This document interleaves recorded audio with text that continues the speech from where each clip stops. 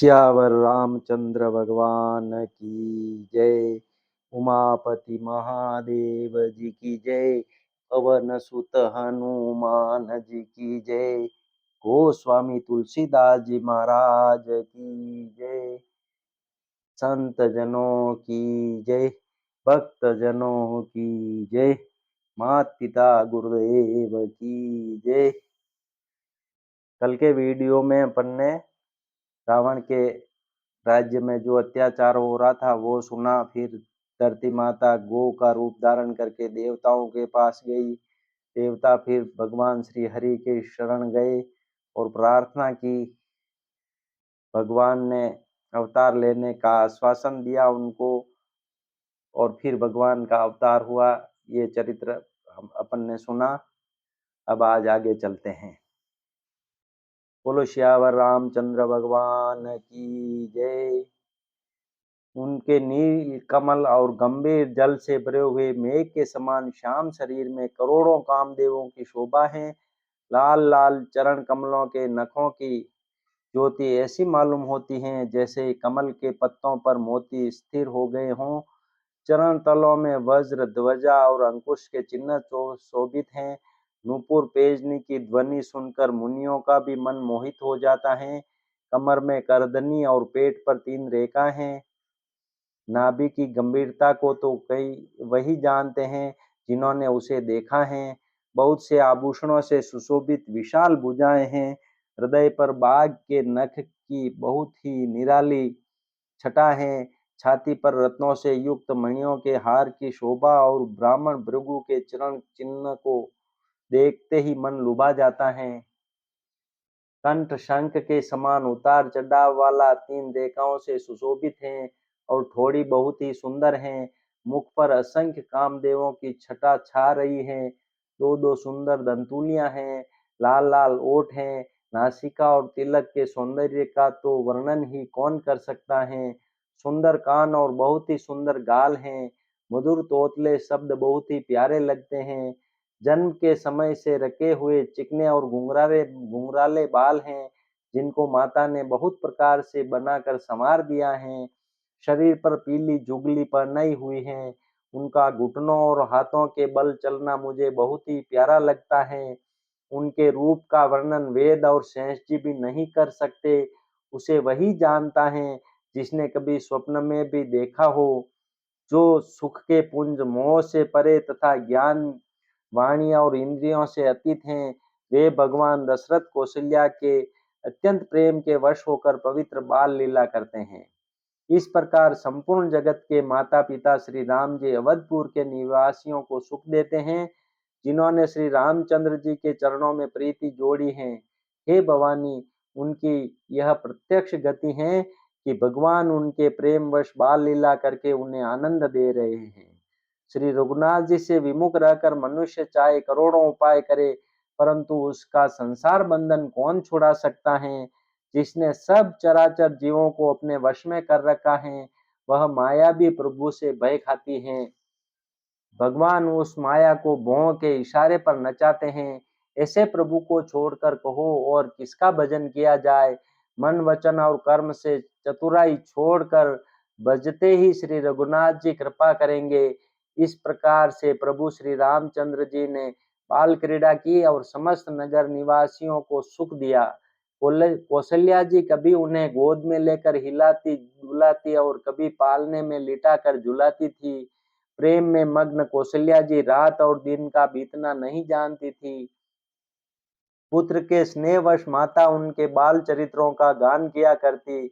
एक बार माता ने श्री रामचंद्र जी को स्नान कराया और श्रृंगार करके पालने पर पौड़ा दिया। फिर अपने कुल के इष्ट देव भगवान की पूजा के लिए स्नान किया। पूजा करके नैवेद्य चढ़ाया और स्वयं वहां गई जहां रसोई बनाई गई थी। फिर माता वहीं पूजा के स्थान में लौट आई और वहां आने पर पुत्र को इष्ट देव भगवान के लिए चढ़ाए हुए नैवेद्य का भोजन करते देखा। माता भयभीत भयभीत होकर पालने में सोया था, यहाँ किसने लाकर बैठा दिया। इस बात से डरकर पुत्र के पास गई तो वहां बालक को पालने में सोया हुआ देखा। फिर पूजा स्थान में लौटकर देखा कि वही पुत्र वहां भोजन कर रहा है। उनके हृदय में कंप होने लगा और मन को धीरज नहीं होता। वह सोचने लगे कि यहाँ और वहाँ मैंने दो बालक देखे, यह मेरी बुद्धि का भ्रम है या और कोई विशेष कारण है। प्रभु श्री रामचंद्र जी ने माता को घबराई हुई देखकर मधुर मुस्कान से हंस दिया। फिर उन्होंने माता को अपना अखंड अद्भुत रूप दिखलाया, जिसके एक एक रोम में करोड़ों ब्रह्मांड लगे हुए हैं। अगणित सूर्य, चंद्रमा, शिव, ब्रह्मा, बहुत से पर्वत, नदियां, समुद्र, पृथ्वी, वन, काल, कर्म, गुण, ज्ञान और स्वभाव देखे, और वे पदार्थ भी देखे जो कभी सुने भी न थे। सब प्रकार से बलवती माया को देखा कि वह भगवान के सामने अत्यंत भयभीत हाथ जोड़े खड़ी हैं।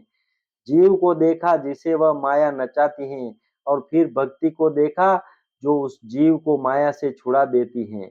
माता का शरीर पुलकित हो गया, मुख से वचन नहीं निकलता। तब आंखें मूंदकर उसने श्री रामचंद्र जी के चरणों में सिर नवाया। माता को आश्चर्यचकित देखकर घर के शत्रु श्री राम जी फिर बाल रूप हो गए। माता से स्तुति भी नहीं की जाती।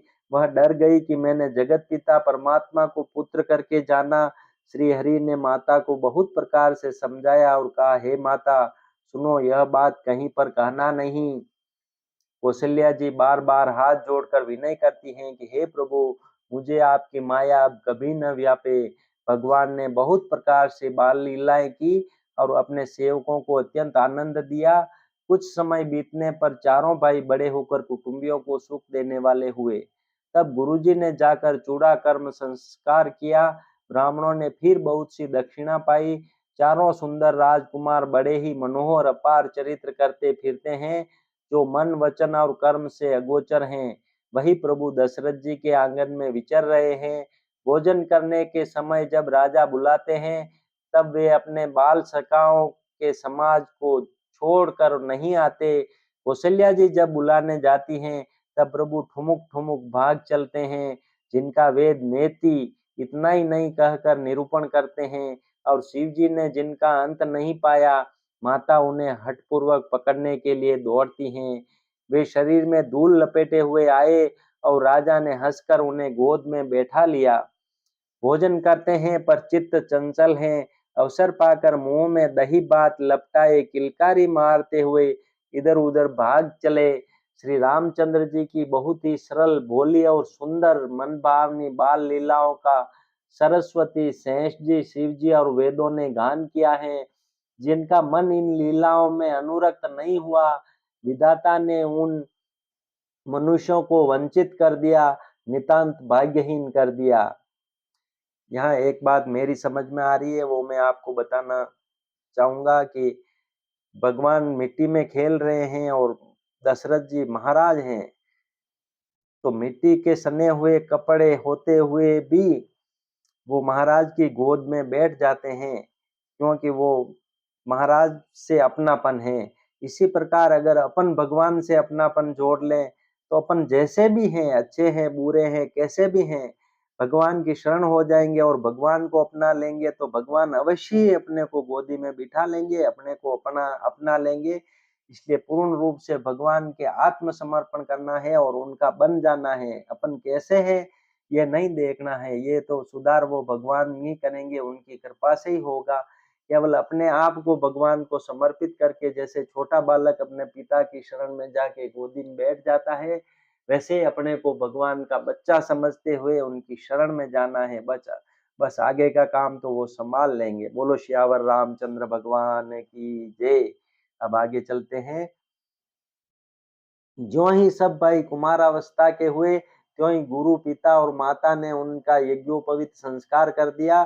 श्री रघुनाथ जी भाइयों सहित गुरु के घर में विद्या पढ़ने गए और थोड़े ही समय में उनको सब विद्याएं आ गई।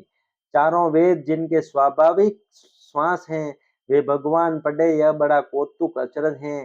चारों भाई विद्या, विनय, गुण और शील में बड़े निपुण हैं, और सब राजाओं की लीलाओं के ही खेल खेलते हैं। हाथों में बाण और धनुष बहुत ही शोभा देते हैं। रूप देखते ही चराचर जड़ चेतन मोहित हो जाते हैं। वे सब भाई जिन गलियों में खेलते हैं, उन गलियों के सभी स्त्री पुरुष उनको देखकर स्नेह से शिथिल हो जाते हैं अथवा ठिठक कर रह जाते हैं। कौशलपुर के रहने वाले स्त्री पुरुष बूढ़े और बालक सभी को कृपालु श्री रामचंद्र जी प्राणों से भी बढ़कर प्रिय लगते हैं। श्री रामचंद्र जी भाइयों और इष्ट मित्रों को बुलाकर साथ ले लेते हैं और नित्य वन में जाकर शिकार खेलते हैं। वन में पवित्र समझकर मृगों को मारते हैं और प्रतिदिन लाकर राजा दशरथ जी को खिला दिखलाते हैं। जो मृग श्री राम जी के बाण से मारे जाते थे वे शरीर छोड़कर देवलोक को चले जाते थे। श्री रामचंद्र जी अपने छोटे भाइयों और सखाओं के साथ भोजन करते हैं और माता पिता की आज्ञा का पालन करते हैं। जिस प्रकार नगर के लोग सुखी हों, कृपा निदान श्री रामचंद्र जी वही संयोग लीला करते हैं। वे मन लगाकर वेद पुराण सुनते हैं और फिर स्वयं छोटे भाइयों को समझाकर कहते हैं। श्री रघुनाथ जी प्रातः काल उठकर माता पिता और गुरु को मस्तक नवाते हैं और आज्ञा लेकर नगर का काम करते हैं। उनके चरित्र देख देख कर राजा मन में बड़े हर्षित होते हैं। जो व्यापक अकल निर्वयव इच्छा रहित अजन्मा और निर्गुण है तथा जिनका न नाम है न रूप, वही भगवान भक्तों के लिए नाना प्रकार के अनुपम चरित्र करते हैं। यह सब चरित्र मैंने गाकर कहा, अब आगे की कथा मन लगाकर सुनो। ज्ञानी महामुनि विश्वामित्र जी वन में शुभ आश्रम पवित्र स्थान जानकर बसते थे, जहां वे मुनि जप यज्ञ और योग करते थे, परंतु मारीचा और सुबाहु से बहुत डरते थे। यज्ञ देखते ही राक्षस दौड़ पड़ते थे और उपद्रव मचाते थे, जिससे मुनि बहुत दुख पाते थे। गादी के पुत्र विश्वामित्र जी के मन में चिंता छा गई कि ये पापी राक्षस भगवान के मारे बिना न मरेंगे। तब श्रेष्ठ मुनि ने मन में विचार किया कि प्रभु ने पृथ्वी का भार हरने के लिए अवतार लिया है। इसी बहाने जाकर मैं उनके चरणों का दर्शन करूं और विनती करके दोनों भाइयों को ले आऊं। आहा, जो ज्ञान वैराग्य और सब गुणों के दाम हैं, उन प्रभु को मैं नेत्र भरकर देखूंगा। बहुत प्रकार से मनोरथ करते हुए जाने में देर नहीं लगी। सरयू जी के जल में स्नान करके वे राजा के दरवाजे पर पहुंचे। राजा ने जब मुनि का आना सुना तब वे ब्राह्मणों के समाज को साथ लेकर मिलने गए और दंडवत करके मुनि का सम्मान करते हुए उन्हें लाकर अपने आसन पर बैठाया। चरणों को धोकर बहुत पूजा की और कहा, हे मेरे समान धन्य आज दूसरा कोई नहीं है। फिर अनेक प्रकार के भोजन करवाए, जिससे श्रेष्ठ मुनि ने अपने हृदय में बहुत ही हर्ष प्राप्त किया। फिर राजा ने चारों पुत्रों को मुनि के चरणों पर डाल दिया, उनसे प्रणाम कराया। श्री रामचंद्र जी को देखकर मुनि अपनी देह की सुधि भूल गए। वे श्री राम जी के मुख की ओर देखते ही ऐसे मग्न हो गए मानो चकोर पूर्ण चंद्रमा को देखकर लुभा गया हो। तब राजा ने मन में हर्षित होकर ये वचन कहे, हे मुनि, इस प्रकार कृपा तो आपने कभी नहीं की। आज किस कारण से आपका शुभागमन हुआ, कहिए, मैं उसे पूरा करने में देर नहीं लगाऊंगा। मुनि ने कहा, हे राजन, राक्षसों के समूह मुझे बहुत सताते हैं, इसलिए मैं तुमसे कुछ मांगने आया हूँ। छोटे भाई सहित श्री रघुनाथ जी को मुझे दो, राक्षसों के मारे जाने पर मैं सनात सुरक्षित हो जाऊंगा। हे राजन, प्रसन्न मन से इनको दो, मोह और अज्ञान को छोड़ दो। हे स्वामी, इससे तुमको धर्म और सुयश की प्राप्ति होगी और इनका परम कल्याण होगा। इस अत्यंत अप्रिय वाणी को सुनकर राजा का हृदय कांप उठा और उनके मुख की कांति फीकी पड़ गई। उन्होंने कहा, हे ब्राह्मण, मैंने चौथेपन में 4 पुत्र पाए हैं, आपने विचार कर बात नहीं की। हे मुनि, आप पृथ्वी, गो, धन और खजाना मांग लीजिए, मैं आज बड़े हर्ष के साथ अपना सर्वस्व दे दूंगा। देह और प्राण से अधिक प्यारा कुछ भी नहीं होता, मैं उसे भी एक पल में दे दूंगा। सभी पुत्र मुझे प्राणों के समान प्यारे हैं, उनमें भी हे प्रभु, राम को तो किसी प्रकार भी देते नहीं बनता। कहाँ अत्यंत डरावने और क्रूर राक्षस और कहाँ परम किशोर अवस्था के बिल्कुल सुकुमार मेरे सुंदर पुत्र। प्रेम रस में सनी हुई राजा की वाणी सुनकर ज्ञानी मुनि विश्वामित्र जी ने हृदय में बड़ा हर्ष माना। तब वशिष्ठ जी ने राजा को बहुत प्रकार से समझाया, जिसे राजा का संदेह नाश को प्राप्त हुआ। राजा ने बड़े ही आदर से दोनों पुत्रों को बुलाया और हृदय से लगाकर बहुत प्रकार से उन्हें शिक्षा दी। फिर कहा, हे नाथ, ये दोनों पुत्र मेरे प्राण हैं। हे मुनि, अब आप ही इनके पिता हैं। दूसरा कोई नहीं। राजा ने बहुत प्रकार से आशीर्वाद देकर पुत्रों को ऋषि के हवाले कर दिया। फिर प्रभु माता के महल में गए और उनके चरणों में सिर नवाकर चले। पुरुषों में सिंह रूप दोनों भाई राम लक्ष्मण मुनि का भय हरने के लिए प्रसन्न होकर चले। वे कृपा के समुद्र, धीर बुद्धि और संपूर्ण विश्व के कारण के भी कारण हैं। भगवान के लाल नेत्र हैं, चौड़ी छाती और विशाल भुजाएं हैं। नील कमल और तमाल के वृक्ष की तरह श्याम शरीर हैं। कमर में पीताम्बर पहने और सुंदर तरकस कसे हुए हैं। दोनों हाथों में सुंदर धनुष और बाण हैं। श्याम और गौर वर्ण के दोनों भाई परम सुंदर हैं। विश्वामित्र जी को महान निधि प्राप्त हो गई। वे सोचने लगे, मैं जान गया कि प्रभु ब्रह्मण्य देव ब्राह्मणों के भक्त हैं। मेरे लिए भगवान ने अपने पिता को भी छोड़ दिया। मार्ग में चले जाते हुए मुनि ने ताड़का को दिखलाया। शब्द सुनते ही वह क्रोध करके दौड़ी। श्री राम जी ने एक ही बाण से उसके प्राण हर लिए और दीन जानकर उसको निज पद अपना दिव्य स्वरूप दिया। तब ऋषि विश्वामित्र ने प्रभु को मन में विद्या का भंडार समझते हुए भी लीला को पूर्ण करने के लिए ऐसी विद्या दी जिससे भूख प्यास न लगे और शरीर में अतुलित बल और तेज का प्रकाश हो। सब अस्त्र शस्त्र समर्पण करके मुनि प्रभु श्री राम जी को अपने आश्रम में ले आए और उन्हें परम हितु जानकर भक्ति पूर्वक कंद मूल और फल का भोजन कराया।